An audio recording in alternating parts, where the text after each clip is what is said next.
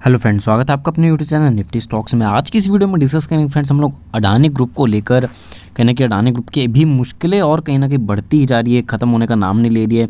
Fund raising का मामला आते हुए देखने को मिला, उसके बाद सेबी की रिपोर्ट भी आते हुए देखने को मिली। सारी चीज़ें शॉर्ट में डिस्कस करेंगे और कहीं ना कहीं इसके बाद आज जो स्टॉक की परफॉर्मेंस हमें कहीं ना कहीं बहुत ज़्यादा नेगेटिव देखने को मिली।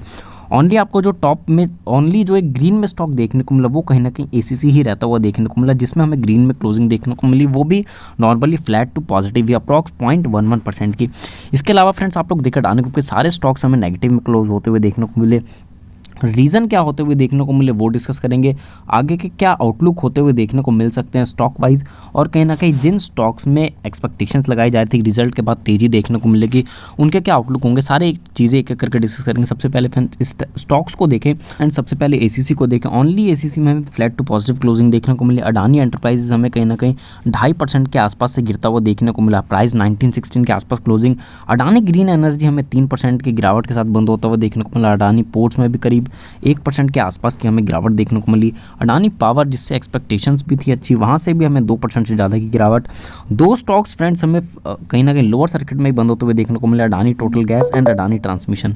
ये दो स्टॉक्स फ्रेंड्स हमें लोअर सर्किट में ही बंद होते हुए देखने को मिले। अडानी विलमार में 1.5% की गिरावट देखने को मिली। अंबुजा सीमेंट अप्रॉक्स 1% की गिरावट। एनडीटीवी में भी 1% से ज़्यादा की गिरावट हमें देखने को मिली। अब फ्रेंड डिस्कस कर लेते हैं जो इंपॉर्टेंट न्यूज़ निकल के आई है, जो काफ़ी ज़्यादा इंपॉर्टेंट होने वाली है।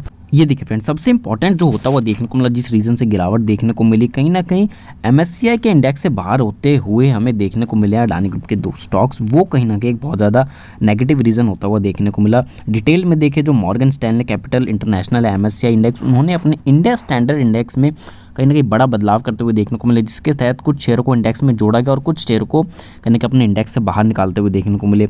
इसमें कुछ शेयर्स को डिस्कस करें तो मैक्स हेल्थ केयर जिसमें है, और हिंदुस्तान एरोनॉटिक्स लिमिटेड हो गया, और इसके बाद सोना, बीएलडब्ल्यू प्रिसीजन, कहीं ना कहीं ये स्टॉक शामिल होते हुए देखने को मिले इनके इंडेक्स में। और Adani transmission and Adani total gas और इंडस टावर्स, ये 3 स्टॉक्स ऐसे होते हुए देखने को मिले जो कहीं ना कहीं इनके इंडेक्स से बाहर होते हुए देखने को मिले। ये एक बड़ा रीज़न हुआ जो कि Adani transmission and Adani total gas हमें इनके इंडेक्स से बाहर होते हुए देखने को मिले।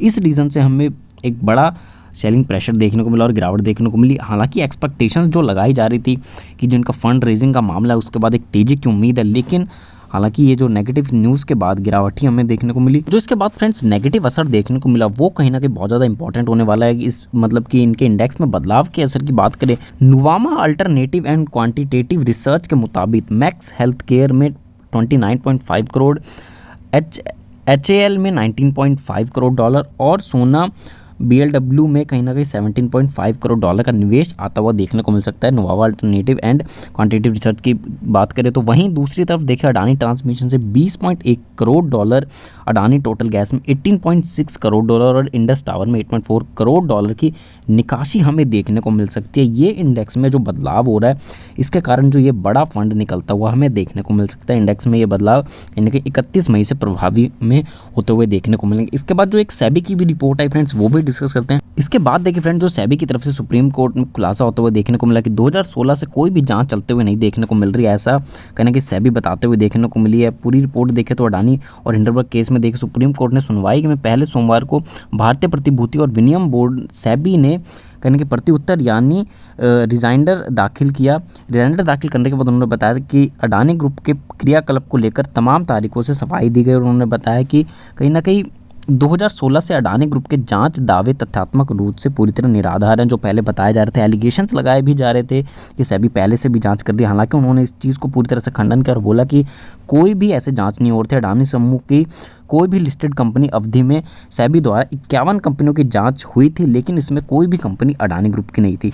यही डिटेल में देखिए अडानी ग्रुप की मतलब कि 51 कंपनी का जांच होते हुए देखने को मिला था 2016 में, लेकिन ये जांच इन लिस्टेड कंपनियों द्वारा ग्लोबल डिपॉजिटरी रसीदें जारी रखने के लिए संबंधित था और उनमें से अडानी ग्रुप समूह की एक भी लिस्टेड कंपनी इस जांच के हिस्से में नहीं आते हुए देखने को मिली थी। ये भी सेबी की तरफ से कहते हुए देखने को मिले। और इस बीच देखिए बाजार नियामक का कहना है कि 12 लेन देन से जुड़े आंकड़ों की जाँच और नतीजों पर पड़ताल करने में अभी काफ़ी समय लगेगा। गौरतलब है कि जाँच के लिए सेबी रिपोर्ट सेबी ने सुप्रीम कोर्ट से अतिरिक्त समय मांगा है और कहीं ना कहीं इसके पीछे का मकसद बताते हुए उन्होंने कहा कि निवेशकों की जो सिक्योरिटी है मार्केट के साथ न्याय करने के लिए वो काफ़ी ज़्यादा जरूरी है। इस रीज़न से उन्होंने कहीं ना कहीं समय मांगते हुए देखने को मिला है सुप्रीम कोर्ट से। और इस बीच जो सबसे इंपॉर्टेंट होने वाला है कि राइटर्स के मुताबिक उन्होंने बताया कि हलफनामे में कहा गया है कि अरबपति गौतम अडानी जी के नेतृत्व वाले विनियामक खुलासे में संभावित खामियों की जांच कोई भी गलत या समय से पहले निकाला गया निष्कर्ष न्याय के हित में नहीं होगा। इन्होंने ये साफ बोला कि अगर हम कुछ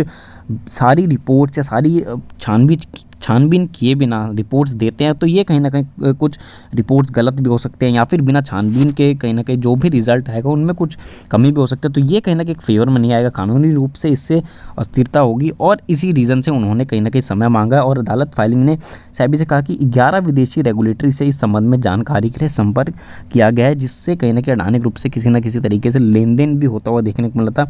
अडानी समूह सार्वजनिक रूप से उपलब्ध शेयरों के संबंध में किसी भी मानदंड का उल्लंघन किया है, तो ये जांच का एक बहुत बड़ा हिस्सा बनता हुआ देखने को मिल सकता है। तो फ्रेंड्स, अब जो अडानी ग्रुप पे एलिगेशंस है कहीं ना कहीं सेबी हमें पूरी तरीके से टाइम मांगते हुए देखने को मिल रहा है। उनका कहना है हमें निष्पक्ष रूप से कहीं ना कहीं रिजल्ट लेके आना है, तो इसके लिए वो टाइम मांगते हुए देखने को मिल रहे हैं सुप्रीम कोर्ट से। हालांकि सुप्रीम कोर्ट का कहना है आप लोग नियमित टाइम पे इसको पूरा कीजिए, हाँ, लेकिन सेबी की तरफ से बोलना है कि हम लोग निष्पक्ष रूप से रिजल्ट चाहते हैं, तो इसके लिए हमें टाइम लगता हुआ देखने को मिलेगा। All in friends, Adani group की थोड़ी बहुत मुश्किलें अभी कम हुई हैं, लेकिन इतनी ज़्यादा मुश्किलें अभी खत्म होते हुए नज़र नहीं आ रही है।